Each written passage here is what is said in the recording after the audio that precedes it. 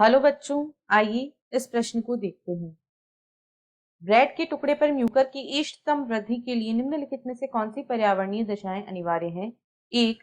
लगभग 25 degree centigrade तापमान। 2. लगभग 5 डिग्री सेंटीग्रेड तापमान। 3. आपेक्षिक आर्द्रता लगभग 5%।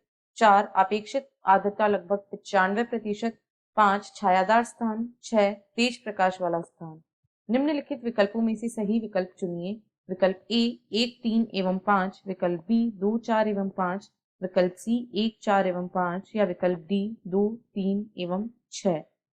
इस प्रश्न की जो मुख्य अवधारणा है, मुख्य अवधारणा वह है म्यूकर। यहाँ पर हम देखेंगे कि म्यूकर क्या है और इसकी वृद्धि के लिए जो इष्टतम दशाएं होती हैं वे क्या होती हैं। तो म्यूकर एक मृतोपजीवी कवक है। यह एक मृतोपजीवी कवक है। यह सड़े गले अपक्षय होते हुए गोबर तथा कुछ खाद्य पदार्थों पर उत्पन्न होता है। यानी यह सड़े गले पदार्थों पर, यह मुख्यतः सड़े गले पदार्थों पर वृद्धि करता है। इसीलिए इसे मृतोपजीवी कवक की श्रेणी में रखा गया है।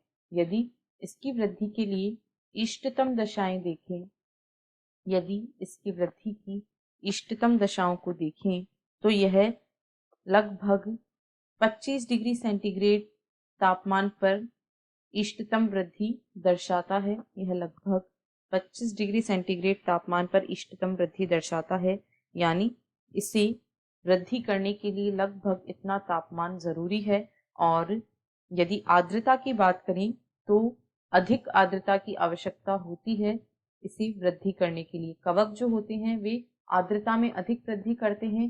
तो लगभग यदि 95% तक आर्द्रता है तो ये इष्टतम वृद्धि प्रदर्शित करेगा।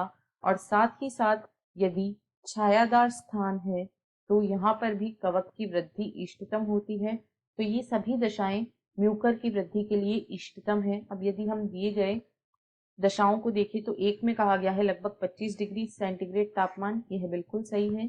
2 में कहा गया है लगभग 5 डिग्री सेंटीग्रेड तापमान। इतने कम तापमान पर म्यूकर इष्टतम वृद्धि नहीं दर्शाएगा। आपेक्षिक आर्द्रता भी इतनी कम नहीं होनी चाहिए।